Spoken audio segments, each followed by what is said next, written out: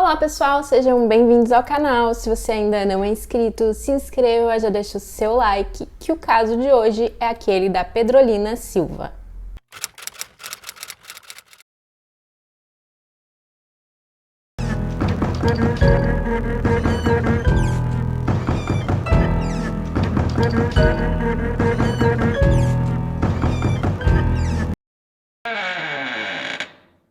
O caso de hoje ocorreu em Brasília, no Distrito Federal, no Brasil, em 2019.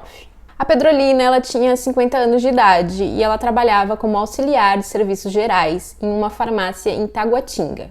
E ela morava no Paranoá Parque, onde ela tinha comprado recentemente um apartamento. Ela tinha também um filho de 30 anos de idade, porém ele já não morava mais com ela. E ela havia se formado em serviço social na Universidade Católica de Brasília. E o tema do trabalho de conclusão de curso dela foi violência doméstica contra as mulheres. Bom, então no dia 1º de setembro de 2019, que era um domingo, a Pedrolina ela tinha combinado com uma amiga delas irem a um clube no setor de Clube Sul, em Brasília.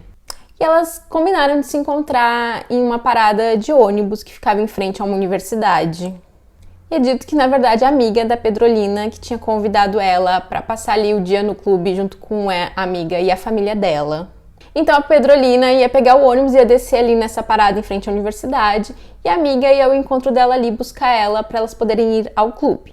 Então, por volta das 10h30 da manhã, a amiga ela chega ali no local combinado, aquela parada de ônibus, e ela não vê a Pedrolina ali, então ela fica aguardando por um tempo. Ela acha isso um pouco estranho, porque a Pedrolina tinha enviado um áudio para ela às 9h35, dizendo que ela já tinha chegado à parada de ônibus. Mas a amiga de início não achou assim muito estranho, ela imaginou que talvez a Pedrolina tivesse saído dali por um curto período de tempo para ir comprar alguma coisa ou qualquer coisa assim. Então ela ficou aguardando cerca de 10 minutos. Então às 10h40 a amiga ela liga para a Pedrolina para ver onde ela estava. Porém a ligação cai na caixa postal. Então a amiga tenta uma segunda vez e novamente a ligação cai na caixa postal. Já quando a amiga tenta entrar em contato com ela por uma terceira vez, o telefone se encontra desligado. A amiga então procura a polícia e o caso começa a ser investigado. A polícia ela consegue imagens das câmeras de segurança do local onde a Pedrolina morava. E em algumas imagens é possível ver ela saindo ali do prédio onde ela morava e indo em direção à parada de ônibus. E a polícia consegue também imagens das câmeras de segurança ali daquela universidade. Então, nessas imagens era possível ver que a Pedrolina tinha mesmo chegado no local. Mas nas imagens também era possível ver que enquanto ela aguardava a amiga naquele local, um homem se aproximou e ele ataca a Pedrolina, que tenta se defender. Porém, ele acaba a arrastando até um matagal. Porém, ali nas imagens era apenas possível ver que aquele homem tinha abordado a Pedrolina, que eles tinham meio que lutado e que ele tinha arrastado ela para um outro local, mas não era possível ver para onde. Então, já no dia 3 de setembro, a cunhada da Pedrolina, ela procura a polícia. E ela diz que ela conseguiu rastrear ali a localização do celular da Pedrolina. E a localização indicava que o celular estava dentro do Lago Paranoá. Então, nesse mesmo dia, a polícia fez uma busca ali na região, próximo aonde estava dando essa localização que mostrava que o celular estava ali dentro do lago. Então, eles fizeram uma busca ali nos arredores.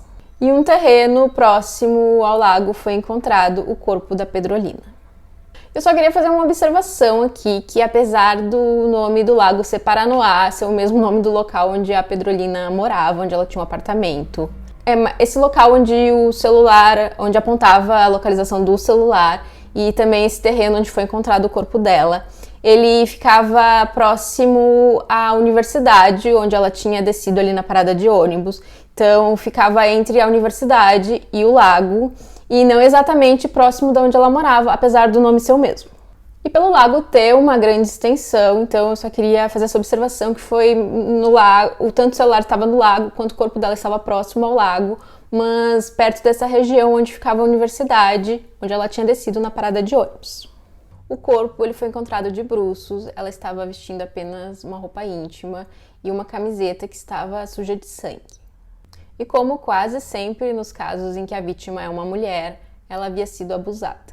E naquele mesmo dia, a polícia já tinha prendido um homem por uma tentativa de abuso. O homem era João Marcos Pereira, de 20 anos de idade. E essa tentativa de abuso ocorreu em uma parada de ônibus no Lago Sul. E então o João Marcos ele acabou confessando que ele tinha tirado a vida da Pedrolina. E naquele mesmo dia que a Pedrolina foi atacada, no dia 1º de setembro, ele havia tentado abusar de uma outra mulher. Teria sido por volta das 19 horas numa parada no Lago Sul. E tanto essa vítima quanto a outra vítima do dia 3 de setembro, que foi o dia que o corpo foi encontrado e o dia que o João Marcos foi detido, as duas elas conseguiram fugir.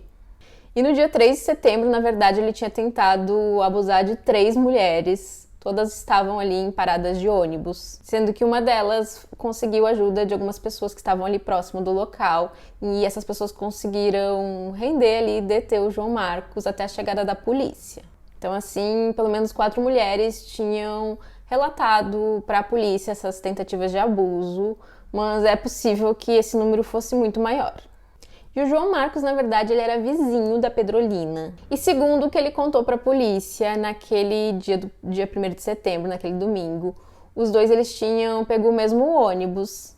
Então ele viu que ela desceu ali na parada em frente à universidade. Então ele desceu na parada seguinte e fez o caminho todo de volta até essa outra parada, à procura da Pedrolina, e viu que ela ainda estava ali na parada, esperando a amiga.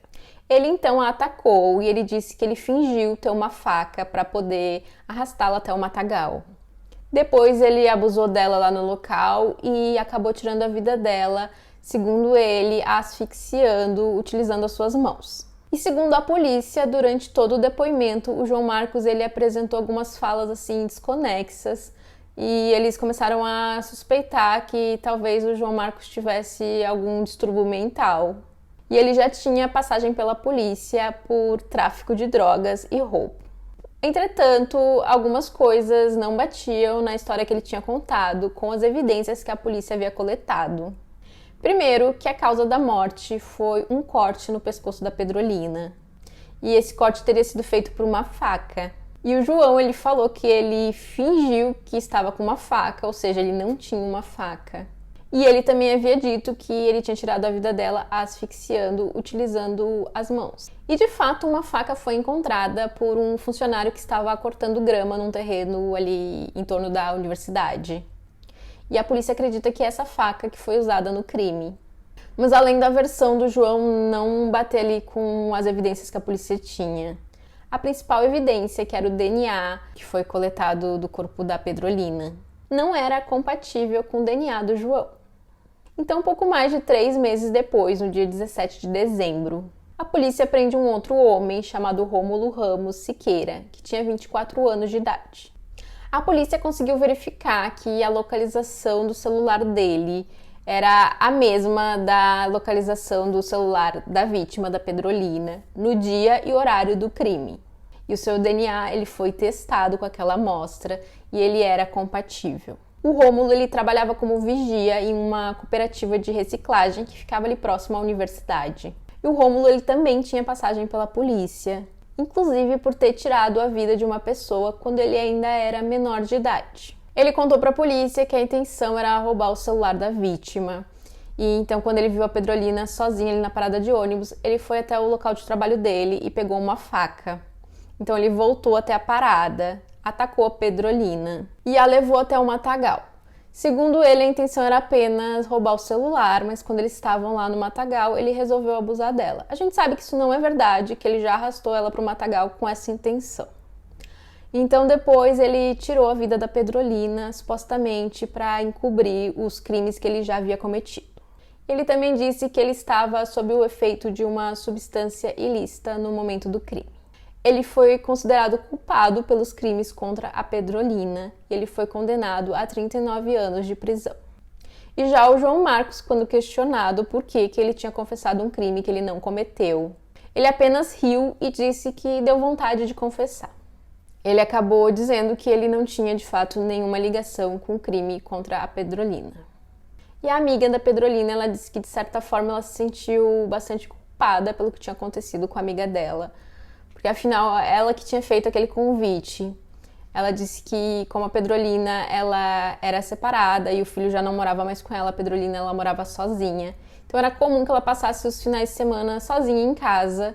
E então ela achou que era uma boa ideia convidar a Pedrolina para passar o dia no clube junto com ela e a família dela. E apesar de entender o sentimento da amiga, é óbvio que a amiga não tem culpa nenhuma do que aconteceu.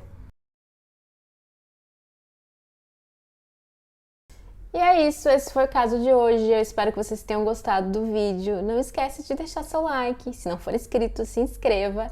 E aproveita e compartilhe esse vídeo com alguém que você acha que pode gostar desse conteúdo. E até o próximo vídeo.